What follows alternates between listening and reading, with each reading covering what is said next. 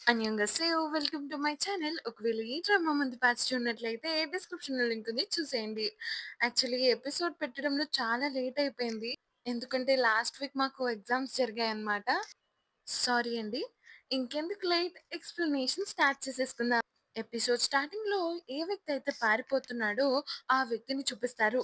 అప్పుడే అక్కడికి జంగ్‌హ్యున్ ఆ వ్యక్తిని కొడతాడు. ఆ వ్యక్తి పక్కనే ఉన్న ఒక రాడ్‌ని తీసుకొని జంగ్‌హ్యున్ వైపుగా వస్తాడు. అప్పుడే మాన్‌సేక్ జంగ్‌హ్యున్ ముందుకు వచ్చి నుంచుంటాడు. ఈ ఆ పాయింటెడ్ రాడ్‌ని చూడటం వల్ల జంగ్‌హ్యున్‌కి మొత్తం బ్లాంక్ అవుతూ ఉంటుంది. అతని కళ్ళ ముందు ఏది కనిపించకుండా పోతుంది. మాన్సిక్ అడ్డుపడటంతో మాన్సిక్ అక్కడికక్కడే కింద పడిపోతాడు. ఆ వ్యక్తి అక్కడి నుంచి తప్పించుకుంటాడు. అప్పుడే అక్కడికి హీరో వస్తాడు. మాన్సిక్‌ని అలా చూడటంతో అంబులెన్స్‌లోకి తీసుకువెళ్తారు. కానీ అంబులెన్స్ ట్రాఫిక్‌లో ఇరుక్కుపోతుంది. ఎందుకంటే రోడ్ మీద పెద్ద యాక్సిడెంట్ జరగడంతో అక్కడ చాలా ట్రాఫిక్ ఉంటుంది. నెక్స్ట్ సీన్‌లో మనకి మాన్సిక్ హాస్పిటల్ బెడ్ మీద కనిపిస్తారు. అప్పుడే డాక్టర్ అక్కడికి వచ్చి, "ఈ అబ్బాయే మిమ్మల్ని కాపాడాడు. ఇంకొంచెం లేట్ అయ్యుంటే మీ ప్రాణాలకి చాలా ప్రమాదం ఉండేది." అప్పుడే మాన్సిక్ తన పక్కనే ఉన్న బెడ్ వైపు చూస్తాడు. అక్కడ హీరో పడుకుని ఉంటాడు. అతని చేతులకి, కాళ్ళకి చాలా గాయాలయ్యి ఉంటుంది. ఎందుకంటే మాన్సిక్‌ని ఒక షాపింగ్ కార్ట్‌లో తీసుకొని హాస్పిటల్‌కి వస్తాడు హీరో. అది తెలుసుకున్న మాన్సిక్ చాలా ఎమోషనల్ అయిపోతాడు. బయట జేహోంగ్ జొంగ్‌హ్యోకి ధైర్యం చెప్తాడు. "ఏం కాదులే, నువ్వు అనవసరంగా కంగారు పడకండి" అని చెప్తాడు. మరోవైపు హీరోయిన్ లీ జిన్‌సూ ఇంటి బయటే ఉంటుంది. అక్కడికి లీ జిన్‌సూ వాళ్ళ మదర్ ఇంకా వాళ్ళ సన్ వస్తారు. అప్పుడు హీరోయిన్ వాళ్ళతో అంటుంది, "మేము అతని పేపర్స్ అయితే కనిపెట్టలేకపోయాం. కానీ ఇవి తన వస్తువులు మీకిస్తున్నాం" అని చెప్పి ఆ కవర్ వాళ్ళకి ఇచ్చేస్తుంది. లీ జిన్‌సూ వాళ్ళ కొడుకంటాడు, "మా నాన్నతో ఇలా చేసిన వాళ్ళని మీరు తప్పకుండా పట్టుకుంటారు కదూ! ఎందుకంటే మీరు పోలీస్ కదా!" అని అంటారు. హీరోయిన్ కూడా వాళ్ళకి ధైర్యం చెప్పేసి అక్కడి నుంచి వెళ్ళిపోతుంది. నెక్స్ట్ సీన్‌లో మనకి ఒక కార్ గ్యారేజ్‌ని చూపిస్తారు. అక్కడ హీరో యొక్క కోచ్ ఇంకా గ్యోంగిల్‌ని కూడా చూపిస్తారు. వాళ్ళతో పాటే మరో వ్యక్తిని చూపిస్తారు. ఇతని పేరొచ్చేసి మిన్ జూ యోంగ్. ఇతను కస్టమ్ ఆఫీస్‌లో పనిచేస్తూ ఉంటాడు. ఇతను గ్యోంగిల్‌తో అంటూ ఉంటాడు, "నువ్వు ఎందుకింత ఓవర్ థింకింగ్ చేస్తున్నావు? చూడు, చాలా సింపుల్. నీకు 10 ఏళ్ల జైలు శిక్ష కావాలా? లేదా 3 ఏళ్ల జైలు శిక్ష కావాలా? నువ్వే తేల్చుకో. మంచివాడిలాగా నువ్వే వెళ్లి ఒప్పేసుకో. నువ్వే అతన్ని కార్‌తో గుద్దేశావని. లేదంటే నీకు 10 ఏళ్ల జైలు శిక్ష పడుతుంది" అని గ్యోంగిల్‌ని బెదిరిస్తాడు. అప్పుడు మనకి చూపిస్తారు మింజో యోంగ్ ఎవరో కాదు, లీ జిన్‌సూని చంపిన వ్యక్తి అని. హీరోను ఫోటో న్యూస్ పేపర్‌లో చూసిన మింజు యోంగ్ ఆ న్యూస్ పేపర్‌ని తగలబెట్టేస్తాడు. మరోవైపు కొంతమంది అప్పుడే అక్కడున్న ఒక వ్యక్తికి వాళ్ళ బాస్ నుంచి ఫోనొస్తుంది. "ఓకే. ఇలా చేయమంటారా? సరే. మా దగ్గరే ఉన్నాయి డాక్యుమెంట్స్" అని చెప్పి ఆ వ్యక్తి ఫోన్ పెట్టేస్తాడు. అంటే ఎవరైతే బిల్డింగ్‌లో మాన్సిక్‌ని గాయపరిచారో వాళ్ళని చూపిస్తారు. వాళ్ళని చంపేయమని ఆర్డర్ ఇస్తాడు. దాంతో అక్కడే ఉన్న ఒక వ్యక్తి వాళ్ళిద్దరిని చంపేస్తాడు. మరోవైపు హీరోయిన్ ముసలావిడి స్టోర్‌కి వెళ్తుంది. ఆ ముసలావిడ హీరోయిన్‌తో అంటుంది, "ఏ అబ్బాయి అయితే నిన్ను ఫాలో అవుతున్నాడో, ఆ అబ్బాయి మన కాలనీలో కొత్త స్ట్రీట్ ల్యాంపులను వేయించాడు. ఇంకా సీసీటీవీ కెమెరాల్ని కూడా బాగు చేశాడు." అది విన్న హీరోయిన్ తన వల్లే ఇదంతా చేశాడని సంతోషిస్తుంది. మరోవైపు హీరో ఇంకా హాస్పిటల్‌లోనే ఉంటాడు. మాన్సిక్ హీరోని చూసి మళ్ళీ ఎమోషనల్ అయ్యి హీరోని చూస్తూ ఉంటాడు. నెక్స్ట్ డే మార్నింగ్ హీరో లేసి చూస్తే మాన్సిక్ కనబడకపోవడంతో మాన్సిక్ బెడ్ మీద ఒక బాక్స్ అయితే ఉంటుంది. అదొక షూ బాక్స్. మాన్సిక్ హీరో కోసమని షూస్‌ని గిఫ్ట్ ఇస్తాడు. ఆ తర్వాత హీరో ఆ షూస్ వేసుకొని పోలీస్ స్టేషన్‌కి వెళ్తాడు. మానసిక్ అందరికీ చెప్తూ ఉంటాడు. తనకి గాయం ఎలా తగిలింది అని. "నేను ఎంత పెద్ద ఆఫీసరో ఇప్పుడైనా అర్థమైందా మీకు?" అని అక్కడున్న వాళ్ళతో చెప్తూ ఉంటాడు. అప్పుడే తన కొలీగ్ అక్కడికి వచ్చి అందుకే అంటారు, ఎవరి ఫోన్ వాళ్ళే ఎత్తాలి అని. వేరే వాళ్ళ ఫోన్ ఎత్తితే ఇలానే ఉంటుంది అని అక్కడి నుంచి వెళ్ళిపోతాడు. అప్పుడు మానసిక్ అంటాడు, "వీడికి జెలసీ. నేను ఇంతలా ప్రయత్నిస్తున్నానని." అప్పుడే హీరోకి ఆ కొత్త ఇంటెన్ సూట్ ఇస్తాడు. అప్పుడు హీరోతో అంటాడు, "లీ జిన్‌సూ హిట్ అండ్ రన్ కేస్‌లో ఎవరైతే ఎవరైతే యాక్సిడెంట్ చేశారో తన తప్పుని తను ఒప్పుకోవడానికి పోలీస్ స్టేషన్‌కి వచ్చాడు అని చెప్తాడు. అది విన్న హీరో పరిగెట్టుకుంటూ ఆ వ్యక్తిని చూడటానికి వెళ్తాడు. ఆ వ్యక్తిని చూడగానే జొంగిల్‌ని చూసి షాక్ అయిపోతాడు. అక్కడే ఉన్న ఆఫీసర్‌ని అడుగుతాడు. "మీరు ఎవరినో అనుకుని ఎవరినో తీసుకెళ్తున్నారు ఆఫీసర్. ఇత ఇతను అలాంటివి చేయడు" అని వాదిస్తూ ఉంటాడు. కానీ గ్యొంగిల్ అంటాడు, "నువ్వు ముందు ఇక్కడి నుంచి వెళ్ళిపో. ఇంకా మా అమ్మకేం చెప్పకు దీని గురించి" అని అంటాడు. అప్పుడే అప్పుడే హీరోకి గుర్తుకొస్తుంది. ఆ రోజు గ్యోంగిల్‌కి కోచ్ నుంచి మెసేజ్ రావడంతో అక్కడికి బయటికెళ్ళిపోయాడు కాబట్టి, అతని వల్లే ఏదో జరిగిందని అనుకుంటాడు. ఇక్కడ మరోవైపు పోలీస్ స్టేషన్‌లో ఉన్న రికార్డింగ్ రూమ్‌లో ఆఫీసర్ అంటారు, "పర్లేదు మీరు బానే తప్పించుకున్నారు" అని అంటాడు. "ఈ కేస్‌లో మీ పేరు రాకుండా నేను చూసుకుంటాను" అని చెప్తాడు. ఇక్కడ బయట డాంగ్‌చూ "నువ్వెందుకిలా చేసావు? నాకు చెప్పురా నేను బయటికి లాగుతాను నిన్ను ఈ కేస్ నుంచి" అని హీరో అంటాడు. కానీ గ్యొంగిల్ ఈ కేస్ నుంచి దూరంగా ఉండమని చెప్తాడు. ఇక్కడ ఆ రూమ్‌లో ఉన్న కోచ్ ఇంకా ఆఫీసర్ బయటికి వస్తారు. అప్పుడు కోచ్‌తో ఆఫీసర్ అంటారు, "పర్లేదు బానే ఒప్పించారు ఆ అబ్బాయిని ఇది చెప్పడానికి. ఇంకా ఆ విక్టిమ్ ఫ్యామిలీకి మనీతో సెటిల్‌మెంట్ చేసేసారనుకుంటా?" ఆ అబ్బాయికి ట్రైనింగ్ ఇచ్చింది నేను. ఆ మాత్రం చేపీలేనా? అని కోచ్ అంటాడు. అప్పుడే హీరో కోచ్‌ని లాగి ఒక రూమ్‌లోకి తీసుకెళ్తాడు. "ఇదంతా ఎందుకు చేశావు? నేను దూరంగా ఉండమని చెప్పాను కదా!" అని హీరో వార్నింగ్ ఇస్తూ మాట్లాడుతూ ఉంటాడు. అప్పుడే కోచ్ అంటాడు, "అవునా? నేను దూరంగా ఉండాలా? నీకు నేను బాక్సింగ్ నేర్పిస్తే నువ్వు నాతో ఇలా బిహేవ్ చేస్తావా?" అని కోచ్ అంటాడు. దానికి హీరోకి ఫుల్ కోపమొచ్చి కోచ్‌ని కొడతాడు. అప్పుడే బయటున్న వాళ్ళు లోపలికి వస్తారు. మాన్‌సైక్ హీరోని ఆపుతాడు. కోచ్ అక్కడి నుంచి వెళ్ళిపోతాడు. అప్పుడు హీరో అంటాడు, "మీరెందుకు మధ్యలో వచ్చి నన్నాపారు?" అని అంటే మాన్సిక్ అంటాడు, "ఇప్పుడు ఆపకపోయుంటే నువ్వు నుంచునుండేవాడివి కూడా కాదు." నెక్స్ట్ సీన్‌లో హీరో గ్యోంగిల్ వాళ్ళ ఇంటికి వెళ్తాడు. అక్కడ గ్యోంగిల్ వాళ్ళ మదర్ వంట చేస్తూ ఉంటారు. అప్పుడు హీరో న్యూస్ చూస్తూ ఉంటాడు. అక్కడ గ్యోంగిల్ న్యూస్ రావడంతో హీరో టీవీ కట్టేస్తాడు. అప్పుడే గ్యోంగిల్ వాళ్ళ మదర్ బయటికి వచ్చి, "నిన్ను భయపడ్డాను. నువ్వు సడెన్‌గా రావడంతో. కాస్త గ్యోంగిల్‌కి ఫోన్ చేస్తావా? చాలా రోజులయింది. అతను మాట్లాడట్లేదు. పైగా ఫోన్ కూడా ఎత్తట్లేదు. ఎలా ఉన్నాడో ఏమో! తింటున్నాడో లేదో!" అది విని హీరో కూడా ఎమోషనల్ అయిపోతాడు. తనంటాడు, "గ్యోంగిల్ సియోల్‌కి వెళ్ళాడు. రావడానికి చాలా రోజులు పడుతుంది." హీరో లీజెండ్స్ ఫ్యూనరల్‌కి వెళ్తాడు. అక్కడ ఆ బాబుకి ఒక ట్రాన్స్‌ఫార్మర్ బొమ్మని కొంటాడు. అది ఇమ్మని రిసెప్షన్‌లో ఇచ్చేసి లోపలికి వెళ్ళిపోతాడు. లోపలికి వెళ్లి వాళ్ళని గ్రీట్ చేస్తాడు. అప్పుడే హీరోకి సడెన్‌గా గుర్తుకొస్తుంది.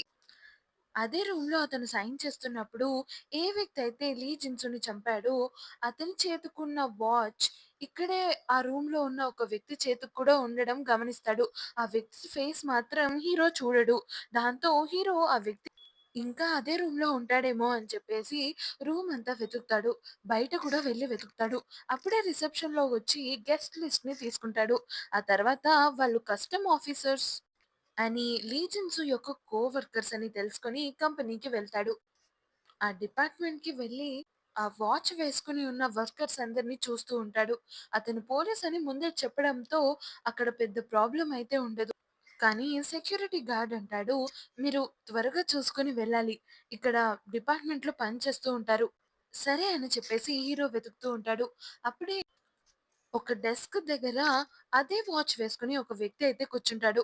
ఈ వ్యక్తి ఎవరో కాదు మింజు యోంగ్. అప్పుడు హీరో అంటాడు, "అప్పుడే మర్చిపోయావా? నేను నీకు గుర్తులేనా? ఆ రోజు కార్‌లో చెప్పాను కదా! నేనొక పోలీస్ ఆఫీసర్‌నని." అప్పుడే మనకి చూపిస్తారు మింజు యోంగ్ కూడా ఆ ఫ్యూనరల్‌కి వచ్చాడు అని. కార్‌తో గుద్దేసిన వ్యక్తి కూడా మింజు యోంగ్ అనే చూపిస్తారు. నెక్స్ట్ సీన్‌లో మనకి చూపిస్తారు. హీరోయిన్ ఒక యాడ్ చేస్తుంది. ఆ తర్వాత ఇది 2018 ఇయర్ అని ఫైనల్స్ అనేవి జరుగుతుంది షూటింగ్ కాంపిటీషన్‌లో అని చూపిస్తారు. కమెంటర్ హీరోయిన్ అచీవ్‌మెంట్స్ గురించి చెప్తూ ఉంటారు. అప్పుడు హీరోయిన్ తన ఫస్ట్ షాట్ చాలా అద్భుతంగా చేస్తుంది.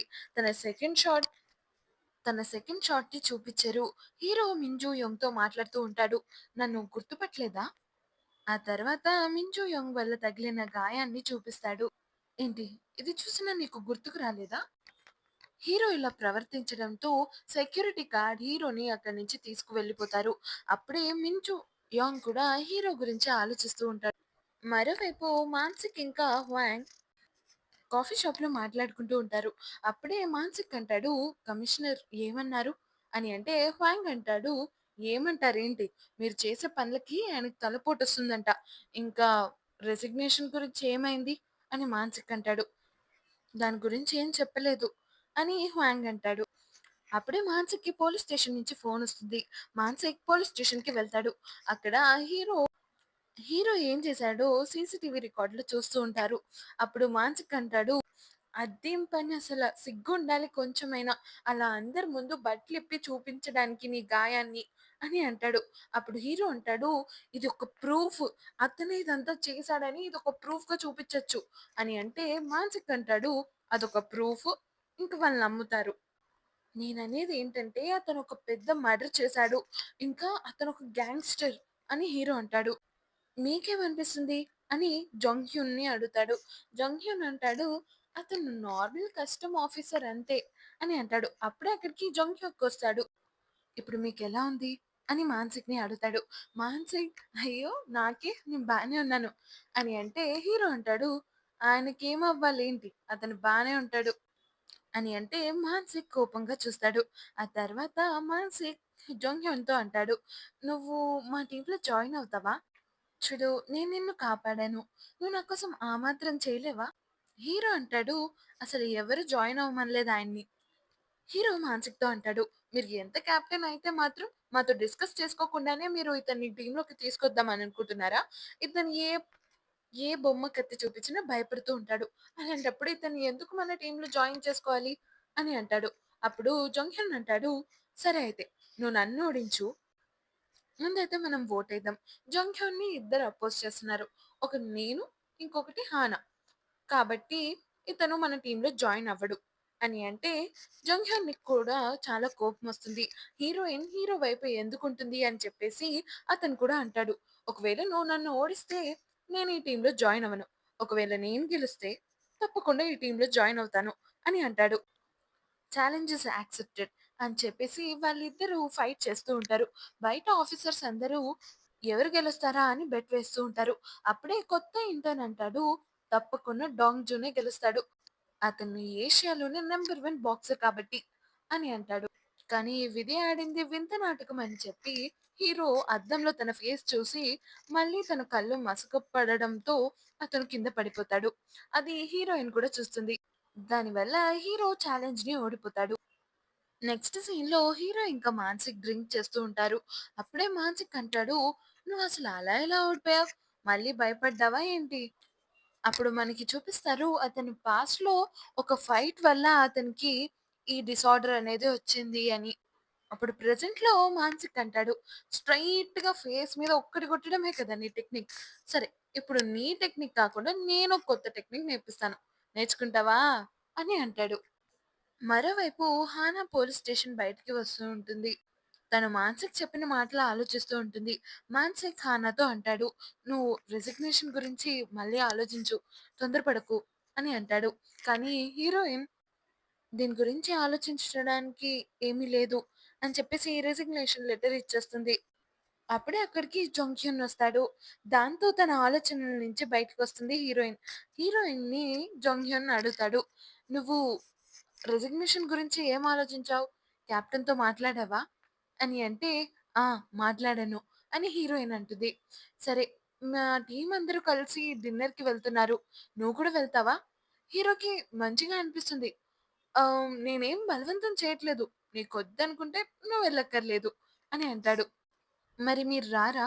అని అంటే, "నా కూతురికి ఒంట్లో బాలేదు. అందుకే నేను రాట్లేదు" అని చెప్పేసి అక్కడి నుంచి వెళ్ళిపోతాడు. హీరోయిన్ ఆ రెస్టారెంట్‌కి వచ్చి చూడగానే అక్కడ వాళ్ళిద్దరూ టెక్నిక్ నేర్పిస్తానని మానసిక్ నేర్పించిన టెక్నిక్‌ని చూసి హీరోయిన్ కోపంగా అక్కడి నుంచి వెళ్ళిపోతుంది. నెక్స్ట్ డే వాళ్ళందరూ లంచ్ చేస్తూ ఉంటారు. అప్పుడే జంక్షన్‌ని అక్కడున్న వాళ్ళతో లేడీస్‌తో మాట్లాడటం చూసిన డొంగ్‌చు మనసులోనే అనుకుంటాడు, "నన్ను ఓడించి పెద్ద హీరో అనుకుంటున్నాడు." ఆ తర్వాత తన మైండ్ డైవర్ట్ చేసుకొని మానసిక్‌ని అడుగుతాడు, "ఇంతకీ ఆ హిట్ అండ్ రన్ కేస్ వారెంట్‌ని అడిగారా?" అని అంటే మానసిక్ అంటాడు, "అదేమన్నా న్యూస్ పేపరా? నువ్వు అడిగిన వెంటనే ఇచ్చేయడానికి కొంచెం టైం పడుతుంది" అని మానసిక్ అంటాడు. అప్పుడే న్యూస్‌లో గ్యొంగిల్ గురించి చెప్తూ ఉంటారు. అది విని అక్కడున్న వాళ్ళందరూ హీరో వైపే చూస్తారు. నెక్స్ట్ సీన్‌లో హీరో గ్యొంగిల్ వాళ్ళ మదర్‌ని కలుస్తాడు. సారీ, నేను ముందే చెప్దామనుకున్నాను మీతో ఇదంతా. కానీ అప్పుడే గ్యొంగిల్ వాళ్ళ మదర్ మధ్యలోనే ఆపుతూ, "పర్లేదు. నేను మంచిగా పెంచలేకపోవచ్చు. కానీ ఇలాంటి తప్పులు మాత్రం చేయడని నాకు కూడా తెలుసు. ఈ మధ్య నాకు చెడు కలలొస్తున్నాయి. నేను టెంపుల్‌కి వెళ్తాను" అని చెప్పేసి హీరోకి ఫుడ్ ఇచ్చేసి తను అక్కడి నుంచి వెళ్ళిపోతుంది. హీరో కూడా అక్కడి నుంచి వెళ్ళిపోతాడు. హీరో గ్యొంగిల్ వాళ్ళ మదర్ చెప్పిన దాని గురించి ఆలోచిస్తూ ఉంటాడు. అప్పుడే అతనికి సడెన్‌గా కార్ ఇన్సిడెంట్ గురించి ఆలోచిస్తూ ఉంటాడు. అలా గుర్తు తెచ్చుకుంటూ అతనికి కార్ నంబర్ మాత్రం గుర్తొస్తుంది. దాంతో వెంటనే అతను కంప్యూటర్‌లో సెర్చ్ చేస్తాడు. ఆహ్, ఆ నంబర్‌తో ఉన్న కార్ ఎక్కడ ఉందా అని. అది ఒక జంక్ యార్డ్‌లో ఉంది అని చూపిస్తారు. అది కూడా అదే సిటీలో. దాంతో మానసిక్ యొక్క కార్ తీసుకొని అక్కడి నుంచి వెళ్ళిపోతాడు. వెనకాల మానసిక్ ఎక్కడికి, ఎక్కడికి అని అరుస్తూ ఉండిపోతాడు. అలా జంక్ యార్డ్ చుట్టూ తిరుగుతూ ఉంటాడు. అక్కడున్న వాళ్ళు వర్కర్స్‌ని అడుగుతూ ఉంటాడు. ఇలా ఒక కార్‌ని చూసారా ఈ జంక్ యార్డ్‌లో అని అంటే, ఆ వర్కర్ అంటారు, "లేదు, ఇది చాలా ఎక్స్‌పెన్సివ్. ఇక్కడికి రావు ఇలాంటివి" అని అంటారు. ఇలా తన లిస్ట్‌లో ఉన్న జంక్ యార్డ్స్‌ని వెతకడానికి ట్రై చేస్తూ ఉంటాడు. మానసిక్ జంగ్‌హ్యన్‌తో మాట్లాడుతూ ఉంటాడు. మానసిక్ అంటాడు, "హీరో చెప్పేవన్నీ నేను నమ్మను కానీ, తను ఏదో చేస్తున్నాడు. కాస్త ఆ గ్యొంగిల్ కేస్ నువ్వు చూసుకుంటావా? ఇప్పుడు కొత్త ప్రాసిక్యూటర్ వచ్చాడు. అతను కిమ్ సియోక్ హ్యూన్." ఈ పేరు వినగానే జంగ్‌హ్యున్ కూడా ఆశ్చర్యపోతాడు. అప్పుడు మానసిక్ అంటాడు, "నీకతను ముందే తెలుసా?" అని అంటే జంగ్‌హ్యున్ అంటాడు, పర్లేదులే నేను చూసుకుంటాను. మీరు ధైర్యంగా ఉండండి" అని మానసిక్‌కి ధైర్యం చెప్తాడు. అప్పుడు మనకి స్యోక్యూని చూపిస్తారు. అతను గ్యొంగిల్‌ని అడుగుతాడు, "నువ్వు నిజంగానే ఇది చేశావా? నిన్నే అడిగేది. ఈ స్టేట్‌మెంట్‌లో ఉన్నది నిజమా కాదా? ఎటువంటి వాళ్ళని తీసుకొస్తారో నా ముందుకి." అప్పుడు గ్యంగిల్ నిజమే అని చెప్పేసి అక్కడి నుంచి వెళ్ళిపోతాడు. అప్పుడు సియోక్యాన్ అసిస్టెంట్ అంటాడు, "ఈ కేసు ఇన్సంగ్ సిటీ పోలీసులు అడుగుతున్నారు. సర్జెంట్ జంగ్‌హ్యున్ ఈ కేసు గురించి అడుగుతున్నారు" అని అంటే, "ఓహ్! అవునా? అయితే మరీ మంచిది.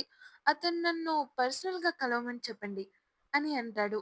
అప్పుడే మనకి చూపిస్తారు ఈ అసిస్టెంట్ పేరొచ్చేసి గ్వాంగ్ అని. నెక్స్ట్ డే జంగ్‌హ్యున్ అక్కడికి వస్తాడు. అప్పుడు గ్వాంగ్ సార్ అక్కడున్నారు అని చెప్పేసి వెయిట్ చేయమని చెప్తారు. పొద్దున్ననగా వచ్చిన జంగ్‌హ్యున్ వెయిట్ చేస్తూ సాయంత్రం అయిపోతుంది. నేననుకున్నాను నువ్వు ఇప్పటికి పెద్దవాడివి అయిపోయి ఉంటావని అని సెయోక్‌హ్యున్ అంటాడు. అప్పుడే నేను గ్యొంగిల్‌తో కొంచెం మాట్లాడాలి అని జంగ్‌హ్యున్ అంటాడు. అరెరే! నేను దానికి పర్మిషన్ ఇవ్వను కదా! అయినా ఇది మా ఇంటర్నల్ అఫైర్స్ కాబట్టి మీకెలా ఇస్తాము ఈ కేస్‌ని? నేను ఈ కేస్ ప్రాసిక్యూటర్ అని తెలిసినా కూడా నీకెందుకు ఇస్తాననుకున్నావు? అప్పుడు జంగ్‌హ్యున్ కోపంగా నాకు తెలుసు నువ్వు ఇలాంటి వాడివే అని. అని అంటే సోక్యూన్ అంటాడు, "పెద్ద అన్నయ్యతో ఇలానేనా మాట్లాడేది? ఈ పోలీస్ జాబ్ చేస్తూ చాలా సంతోషంగా ఉన్నట్టున్నావు. ప్రతి దాని నుంచి నీకు పరిగెత్తడమే కదా వచ్చు" అని సోక్యూన్ అంటాడు. "చిన్నప్పటి నుంచి నువ్వు అదే చేస్తూ ఉంటావు కదా! గోల్డ్ కూడా సాధించకుండా అక్కడి నుంచి పరిగెట్టేశావు. నాన్నతో మాట్లాడి బిజినెస్‌లో చేపిస్తాను. ఓకే కదా నీకు? మాట్లాడమంటావా? కనీసం డిన్నర్‌కైనా కలువు" అని వాళ్ళ అన్నయ్య అంటాడు. అప్పుడు జంగ్‌హ్యున్ ఆ రూమ్ నుంచి బయటికి వెళ్ళిపోతాడు. అప్పుడు మనకి చూపిస్తారు చిన్నప్పటి నుంచి జంగ్‌హ్యున్ ఇంకా సోక్యూన్ వాళ్ళిద్దరూ అన్నదమ్ములు. సోక్యూన్ ప్రతి దాంట్లోని ఫస్ట్, టాపర్. కానీ జంగ్‌హ్యున్ సెకండ్ ర్యాంకర్ అయ్యేవాడు ప్రతి విషయంలోనూ. దాంతో వాళ్ళన్నయ్య చేయలేనిది చేయాలని అనుకునేవాడు. బాక్సింగ్ అనుకున్నాడు. కానీ బాక్సింగ్‌లో కూడా వాళ్ళన్నయ్య ఫస్ట్ అయ్యాడు. దాంతో అతను స్వాట్ ఫైటింగ్‌ని తీసుకున్నాడు. అప్పుడే మనకి నెక్స్ట్ సీన్ చూపిస్తారు. హీరో జంగిల్‌ని కలవడానికి వెళ్తాడు. "నువ్వు నాతో ఏం చెప్తున్నావో అదే మీ అమ్మతో కూడా చెప్తావా?" అని అంటే గ్యొంగిల్ అంటాడు, "నువ్వు అమ్మకి చెప్పేసావా?" అని అంటాడు. "నీ తప్పు లేదని నువ్వు స్టేట్మెంట్ ఇయ్యి. నేను తీసుకొస్తాను నిన్ను బయటికి" అని టోంగ్‌జు అంటాడు. "నేను మాట్లాడటం అయిపోయింది" అని జంగిల్ చెప్పి అక్కడి నుంచి వెళ్ళిపోతాడు. అక్కడి నుంచి వెళ్ళగానే యొంగెల్ ఆఫీసర్‌ని అడుగుతాడు. "నేను ఎప్పుడు నా లాయర్‌ని నేను కలవగలుగుతాను" అని అంటే ఆ ఆఫీసర్ యొంగిల్ వైపు చూస్తాడు. అదే రోజు రాత్రి ఆ ఆఫీసర్ ఒక పెట్రోల్ బంక్‌లో వెయిట్ చేస్తూ ఉంటాడు. అక్కడికి మిన్ జొంగ్‌యున్ కూడా వస్తాడు. అప్పుడు మిన్ జొంగ్‌యున్ అడుగుతాడు. "ఇప్పుడు ఎలా ఉన్నాడు? ఏం చేస్తున్నాడు? ఎవరైనా కలిసారా వాడిని?" అని అడుగుతాడు. దానికి ఆఫీసర్ అంటాడు, ఆహ్, చాలా కంగారు పడుతూ ఉన్నాడు. "ఆ! ఒకళ్ళు కలిసారు. అతన్ని కలిసిన కాడి నుంచి అతని ఫేస్‌లో ఒక కంగారుని చూశాను." అప్పుడు మీ జంగ్‌యున్ అంటాడు, "మనం అంత రిస్క్ తీసుకోకూడదనుకుంటా. తొందరగా ఖతం చేసేయాలి. ఏదైనా మనల్ని బాధ పెడితే. ఆ వాచ్ నీ చేతికి సూట్ అయింది" అని అంటే ఆఫీసర్ థాంక్స్ చెప్తాడు. మీ జంగ్‌యున్ అతని వైపు చూసి అక్కడి నుంచి వెళ్ళిపోతాడు. నెక్స్ట్ సీన్‌లో హీరోని చూపిస్తారు. అతను ఆ జంక్ యార్డ్‌లో ఉన్న కార్‌ని వెతుకుతూ రాత్రంతా వెతుకుతూనే ఉంటాడు. అప్పుడు అక్కడికి మానసిక్ వస్తాడు.